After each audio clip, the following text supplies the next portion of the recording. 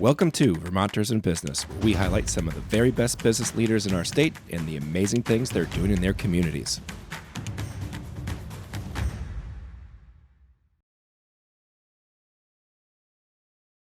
People of Vermont, welcome to Vermonters in Business, where our mission is to highlight the businesses and business leaders in our state that are doing incredible things in both their work and in their communities. I am your host, Drew Kinney, insurance agency owner, investment property owner, and technology investor. And joining me as always today is Travis Spencer. He is a serial entrepreneur, a local business enthusiast, and of course, around here, we know him as a world-class insurance agent. Travis, how are we doing today? Doing great. Very happy and excited to have a friendly face that we know for a while here. So looking forward to this one. I almost forgot King of the Hot Take, Travis Spencer, because that is an important piece of it. Well, I am very excited for our show today because it has a lot of history behind it that a lot of people probably don't know. I don't think they know. Yeah, and it's gonna be good. So Jason and I have probably like a 30-year plus history, starting way back to elementary school. Alan didn't even know. No, because he you brought didn't. it up My yesterday. brother, at Hiawatha, where to this day Jason holds the longest kickball home run record for fourth graders versus teachers annual match. They still talk about it to this day. An absolute towering bomb off Principal Peter Hunt. It was off the top of him. It was impressive. I'm telling you, Jason and I, we go back a while. We later graduated together at Essex High School, and now I have the privilege of working, with Jason from time to time, helping his customers out when they're buying vehicles, and we do the insurance side of the thing. So it's been very exciting to see him, up close, and then also from afar, see him kicking butt in the auto industry. So he's over at Heritage Toyota, where he's been there for the past 10 years, and like I said, it's been a privilege, buddy. I'm happy to have you on the show. And how are we feeling today? Feeling awesome. I got to tell you before we get into this, I was on the phone with my mother, and she wanted to make sure to say hello. Okay, nice. Yeah, I told you I ran into her at the bank. This was like probably a couple months ago, and it's been a minute. And I heard her say her name, and I was like, "Hey, you're Jason's mom!" And she instantly had a hug. So it was a good time. But yeah, good stuff. So Jason, we start everybody out with the Vermont Hot Seat questions, and it gives people just an idea of who you are as a Vermonter. So are you ready for the hot seat? I'm ready. All right, let's do this. Pancakes or waffles? What are you having with your Vermont maple syrup? Waffles. I love it. It's just dominating. It's dominating. Everybody's picking waffles. A perfect day for you. Is it a winter day at the mountain or a summer day at the lake? I'm going to go with a 2-foot powder day at the mountain. I love it. I kind of had a hunch you were going to go there, and so that's we haven't had a ton of the last two, so we're getting there. It's been tough because we've been asking people in like March, and so they're like, "Yeah, I'm done with winter. I want." Yeah, they're like, anything to do with summer at this point. Let's get us out of this thing. All right, so it's your birthday dinner. You can go anywhere in the state. Where are you going? Do not say poorhouse. No, I'm not going to say poorhouse. I just want to look at myself on the tables. Yeah. What's that steak place on top of church? That's E.B. Strong. E.B. Strong. I'll go with E.B. Strong. Yep, that's been a popular answer. Love it. And then hot summer day. What's your creamy order and from where? We're going to go with black raspberry. Black raspberry. Nice. From? The only place I know to get one now is down the street from me on Dorset Street at the Mill. Okay. Yeah. Yeah. That's right. Yep. They got a whole side of that barn that it looks like they cut out a hole and put a window and then bam. Yeah, I feel like black raspberry used to be a real popular one, but it's tricky to find now. It is. So, they got it there. Nice. Well, that's the hot seat questions. I think you survived pretty good. All right. Yeah. I'll let Travis take it from here. Well, Drew already talked about your tenure at Heritage. You want to talk about Heritage Toyota, how you got started, little background? So in the fall of 2012, I found myself without a job. And the company I worked at previously was the advertising company for Heritage, and I had met some management and people that worked there, and it was I'm the owner, and it just seemed like a really good company, and they cared about their clients, and so I applied. I started in December of 2012, and now we're at 10 and a half years of selling cars. So clearly you enjoy it. Yeah, I do. Nice. Yeah. You got a good personality for it. Thank you. I appreciate that. Yep. Always got to keep a smile on your face no matter what. Yeah. Do you find it difficult? I mean, I think car sales obviously probably second to insurance sales, and people's eyes as far as, on the totem pole. How do you deal with being a car salesman, the ups and downs of it? So it is, without a doubt, the best way to describe it is a total roller coaster. I mean, there are really great highs and there's really great lows. Some of what's in your control, some of what's not. And you just got to understand that it's going to just keep doing that forever. But I was told that the longer that I do this, and as long as I do the right thing and take care of my clients and reach out and be a part of everything around me aside from just selling cars, that you create a book of clientele that just half become friends, and you just take care of each other. And at the end of the day, when it comes time where they need some automotive needs, I just help them out and fix their problem. And it's been quite a ride. Well, we're talking about that off camera, that, given the recent environment, one of the reasons you're still doing well is because of all those prior relationships and your tenure. So it must feel good when you have that repeat business and those clients come back year after year, new leases or, whatever it might be. Yeah, that's so basically you get so far into the business, you get to a point where you either move into management or you just run away from the showroom as far as you can, as quick as you can. And very few actually kind of really try to stick it out and see that light at the end of the tunnel where like you can build this book of business that they just know they have a car guy. I mean, every client that I have leaves with 2 keychains and my cell phone number on it. So it's not just picking up the car then, it's whatever I can do throughout ownership and in between. And I've purchased cars from you. The other great thing you do is you sit there, make sure you understand how your phone's going to work with the car. You're not just handing them the key and saying, see you later. Phone expert too, huh? So my card now says automotive consultant / Bluetooth connector. Yeah, love it. That's exactly what it says. Yeah. That's basically half of the car now is plugging in your cell phone to these new systems. It's pretty wild. Yeah, well, that helps, though, because a lot of people, I know they leave the lot and they're like, oh, God, how do I get my nav system on? Or how do I get Apple CarPlay? Or, all those things. So I get tons of phone calls with people on the road, and I'm like, what are you doing right now? And they're like, I'm driving. I'm like, is somebody in the passenger seat? They're like, yeah. I'm like, okay, whoever's there, just press this, do that, and, they're on the way. Yeah. Nice. Quick, easy phone calls. Those are good. Nice. So in the news over the last couple of years with the pandemic, we've obviously heard a lot about supply chain and inventory levels at dealerships. Yeah. What have you seen, and do you have any insight of what the next 12 to 16 months might bring? So what we've seen is that so the whole computer chip, wiring harness, that type of thing is still a huge issue. And the cars, which like the hybrids now, hybrid plug-ins, electric cars, those cars require a lot of that stuff and getting battery packs and stuff. And that's making those vehicles difficult. But on the other side of things, that traditional gasoline vehicles, they're starting to become more readily available. So you're seeing, I may have a few trucks on the ground that are available. I may have a few Camrys, a few Highlanders, SUVs.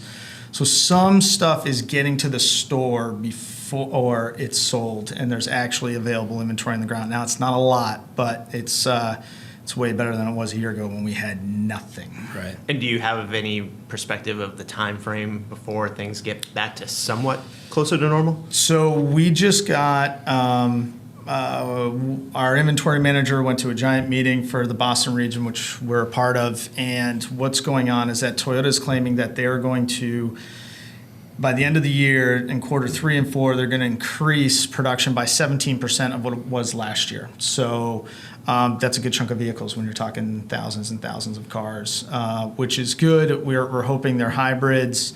Where it's just we get our inventory twice a month, and it's like Christmas morning because we have no idea what we're getting. And we just hope it's like what everyone's been in line for. But it's going to start turning around. By the end of the year, they should be up on production better than they have in 2.5 years. And then any type of real inventory on the ground, depending on what type of vehicle it is, I would say summer of 24, if not like second half of 24. It just really depends on how much back demand is left, because there's just still a lot of, it's something like 60% of the buying market right now is still waiting for their car to show up. Yep. So it's once you fulfill those, then you kind of see where you stand afterwards. And they're thinking they're going to know that by next summer at some point. And so obviously without a lot of new cars being sold, there's not a lot of trade-ins, so I'm assuming the used car environment's pretty thin pickings as well. The used car environment is not what it used to be. I used to carry about 100, 125 used cars on the lot pre-COVID. This morning, I think we had 27. Jeez. The average used car stays on the lot right now for 9 days. Pre-COVID, it was 45 to 50 days that it would stay on the lot. And it's just a direct relationship. If you can't build and sell the new cars, you don't get the trade-ins. You don't get the trade-ins, the used car market shrinks. Trade values go up. And supply 101. Supply and demand 101. And from a service standpoint, there's always historically been a stigma about service at the dealership type thing. But with people holding on to those used cars more, good idea to be going to Heritage, getting that service work done on your used Toyota. It's if you're half thinking maybe getting a new car or keeping yours, depending on what you're looking at getting, it may take a while to get. So that's not a bad idea to the general maintenance stuff that may be a little pricier that you don't want to do. It might help you out later in the long run before something really bad happens. And parts now, though, that supply chain issue has been kind of resolved? So parts on the service side of things is not bad right now. Yeah. But the getting in a car accident right now is not that much fun. No. No, it's not. How many phone calls do you guys get per day that the 30-day rental car is now up? A lot. Yeah, Yeah, you get we're a having few of that those? conversation a lot. Yeah. Because service, Yeah. I mean, I've had someone recently, they're going to be 2 to 3 months out to get Yeah. their car fixed. And that's every body shop. That's our body shop's that far out. My parents' body shop is like that. That is everybody, and it's just lack of getting parts. It created a line, and then when the parts came in, everybody got in line. So whenever anybody calls me up about they got in an accident, I'm like, please tell me it goes straight and all your lights work. Yeah. And it's just so they don't have to get a rental. But that's the only part side of things that's really still bad is getting the body panel. I mean, just bumpers and hoods and tailgates. I mean, it's still a while. I think the biggest challenge we see from an insurance standpoint is just people understanding a bumper isn't what it used to be. The amount of electronics now and the cameras and everything that's in it, where back in the day, a little fender bender, might have cost you a couple $100, and now we're talking thousands of dollars just because of the components that are in the vehicles. 100%. Yeah. I mean, a bumper is going to cost you $1,500. Yeah. I don't care what you're driving. Yeah. Yeah, the other challenge we've seen is just the cost of rental cars is so high, so that it's driving that too. It used to be $50 a day could pretty much get you into anything, and now it's like you hardly get you into a compact. You get a Yaris. Yeah. Exactly. Yeah, so now I'm telling somebody that's got their Tacoma or their Tundra, that you're going to have to probably look at getting something smaller, and we can't even sell anymore because it's not even an option. You could, to sell more rental than that, it's like we're maxed out at what the companies even offer, it's just crazy. Yeah, That's a question for you guys. That's a 30-day, that's like a hard... No, it's usually a total dollar limit. Oh, gotcha. More Okay. So, yeah. Yeah. But it is. It's we're eating it's, that up. It's fast. it's having to navigate that where it's like, do you not need the car on the weekend? Can you bring it in? And I mean, just trying to find solutions so people aren't maxing out that time. Yeah. Can you get by with one vehicle or what have you? Yeah.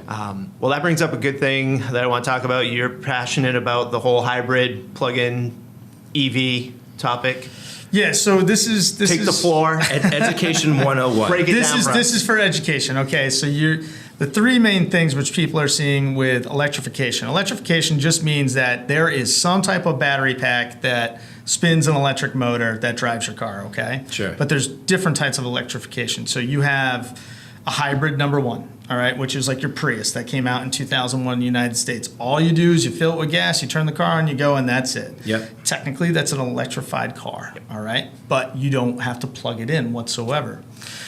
Now, what a lot of brands are starting to do, and I'm talking about everybody, us, Honda, Beamers, Mercedes, tons of Audis, is that they have something which is called a plug-in hybrid. So you have a car that is designed to have a full tank of gas and average whatever the miles per gallon is and go 400 or 500 miles on a tank. Now what they've done is they've added an extra battery pack to that vehicle that you can plug in. Most people just plug it in their wall at night. Most of those battery packs charge in anywhere from 3 to 8 hours, depending on how you're charging it. And most of them, they're designed just plug into your wall. You don't have to get the crazy charger at your house. Right. So like our RAV4 Prime, you plug that into the wall, 8 hours later, you got a full charge. Last time I checked, most people are at home 8 hours a night. So you get a full charge. Now, what happens is you turn on that car the next day, you get, on this car, on the RAV, it's a charge of 42 miles at an average of 60 miles an hour, okay? So that's how far you can go on just electricity. Yeah. It does not turn on the gasoline motor. It does not turn on the hybrid system. Most people, their day-to-day, only will do less mileage than that. So most days they won't use any gas. But the moment that they want to get in the car and go to Chicago, get in the car and go. You're gonna start your trip off with electricity, and then boom, it's a normal hybrid, and then you get 40 miles to the gallon on the way to Chicago. So it's the best of both worlds. And those battery packs aren't gigantic, so they're still able to make a lot of those. Cool. And now you got the whole world going crazy about full electric vehicles. So Toyota just came out with a full electric car called the BZ4X. All right. Yep. It is an all-wheel drive. It's about the size of a RAV4. It's a crossover, and it's rated at 221 or up to 221 miles on a charge, depending on how you drive it. If you were to use all that battery power in that car, you could make 40 RAV4 hybrids. So that's how much difference in the battery packs are. In that car, you do have to plug it in to drive. There's no gasoline in that car. And switching to a fully electric vehicle, I've delivered one of them, and it's just a lifestyle change. So it's just like you're going to go home and you're going to plug it in. If a lot of people will go to work and plug it in while they're at work, and then they don't even have a plug-in at home. Some people get the plugs at their house, some people don't. And then if you have a trip, all these cars are designed with programs and map systems that will take you to charging systems along the way. So yeah, it takes longer to get there, but you're not just left stranded. Where the heck do I go? The car tells you how to do it. Yeah. But the big thing is like those are the three things. So you got one that you don't do anything. None of your driving habits change from 20 years ago, other than you just put gas in the car. That's it. Then you got the best of both technologies, I believe, right now with this plug-in hybrid stuff, which is it's an amazing vehicle. Our wait list is long, but we'll get you the car. And then you got the full electric, which people will see where that goes. I don't know exactly where it's going to go. There's a lot of talks of what they think is going to happen and what's not, but it is out there, and some people really like it. We still have one of the, it was actually Alan's, or actually your dad's, I believe, the hybrid Camry. Yeah. It's still in our family. My son out in New Mexico has it. It's got well over 250,000 miles on it. It's going strong. So that's awesome. But what about the hydrogen car? So Toyota currently, they have something called, which is a hydrogen fuel cell. So just imagine a Prius. Instead of filling it with gas, you're filling it with liquid hydrogen. The only emission from burning liquid hydrogen is water vapor and water itself. That's it. So it's a zero emission vehicle. And they have something called the Mirai, which is out in California. I think they do like 5,000 or 10,000 leases per year. And they do that, and they have the fill stations out there. So San Francisco area, LA area, they're starting to do it, which is amazing stuff because you're not making these giant battery packs, which is a lot of minerals to make, guys. A lot. Yeah. And you should go on Google Maps and see what a lithium mine looks like. And then these hydrogens, they took them 10 years to build the car, making it safe. I mean, taking these full tanks of liquid hydrogen, dropping them from 1,000 feet off the ground, making sure they won't explode. Right. And which was huge. Now, the next part to that is they have these working hydrogen fuel cells. They're developing a hydrogen combustion motor. So directly like what a traditional gasoline motor does now. Instead of putting gas in it, you fill it up with liquid hydrogen, and it gets put in the cylinders, and it burns as a fuel. Yeah. And that's also a zero-emission vehicle, which would be really, really, really cool. Yeah. The biggest challenge will just be the infrastructure. Infrastructure for hydrogen and getting people to switch over. But it's as the environment goes, the environment would really like that. Right. Yep. Definitely. Yeah. Can you talk about where Toyotas are made? I know this is a fun conversation. Car people, they're like, oh, I'm a Ford, I'm a Chevy. Oh, I'm not buying a Toyota guy. I'm a Toyota guy. Love Toyotas. My Toyotas I've had over the years. where are most Toyotas made? Okay, so most of the Toyotas that you're going to purchase in the United States are built and manufactured in the U.S. or Canada. Yep. We do have one in Mexico. There is the plant down there is solely purposed for the United States Tacoma supply. And then we still get vehicles from Japan. Yep. So a lot of the hybrid stuff will come from Japan, but your hybrid Camry, that was built in Indiana. Yep. Most of the RAV4s are built here.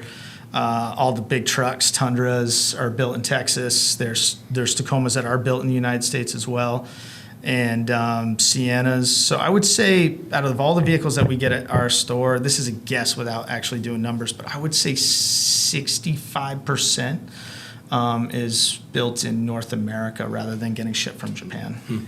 And I have read a lot in the news lately about the Toyota battery facilities that are going to be domestic. Yeah. They're putting some big facilities down south. They're actually building one near you, aren't Yeah, they? yeah, building them down there. So it's going to be, they're doing a lot. They're doing a lot in the States. I guess that's my bigger point I'm trying to get across. So the company itself, I knew this stat like 10 years ago, between all the stores with salespeople, mechanics, administration, all the manufacturing plants, stuff like that, Toyota employs somewhere around 300,000 Americans just in the United States. Wow. Yep. It's amazing. Nice. Anything cool coming out? And like a couple years ago when the Supra got re-released, you got anything like that coming down the line? So the hot hatch was released this year, the Corolla GR, which is a direct rival to the WRX, and it's a really, really cool car, really fun hatch. The brand new 2024 Tacoma was just released. Cool. And we do have a hybrid version of that coming out. So eager to see what power and MPG stats are going to be on that truck. That truck goes into production on the gas version starting in December, and then the hybrid versions go into production in February of 24. So we won't see the first hybrid on the ground probably late March, early April, something like that. And that's if it sticks to schedule. Yeah. That's all a big if, guys. Iffy. Yeah, iffy. You only can believe it when you see it. Yeah. I promise you that. Nice. We've been told lots of things the last 2 years. As much as I love the product, but it's just like they're like, yeah, we're gonna build this at this time. Oh, that's great. They're like, have you started building it? There's no idea when you start building that. So. Well, I was reading something recently with technology now. A lot of people talking about AI. A lot of people talked about Apple CarPlay, and just a lot of companies now competing for that dashboard. Oh man! And the systems that are going into the dashboard. Do you have consumers who are looking for more tech, or what do you? I know the screens are getting bigger, the displays are getting larger, and Heads-up displays. Yeah. I say this with all the respect in the world. I think everyone under 50 right now loves the tech. They want the next thing. What does this do and stuff like that.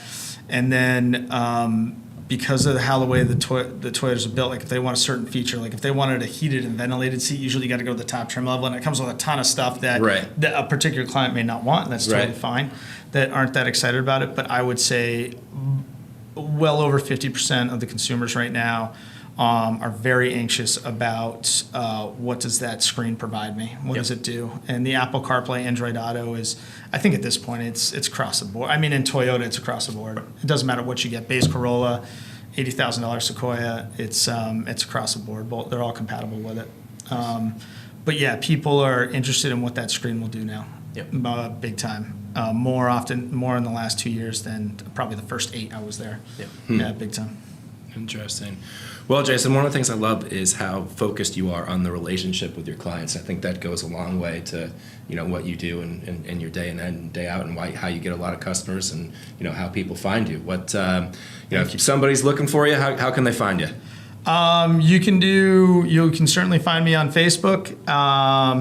My cell phone number is 802-316-1750. Just call or text. And you can find me on the Heritage website, and that's probably the easiest way. Cool. We'll throw your info up too. Anything we missed? Anything you want to talk about? I don't know, guys. Yeah, you feeling good?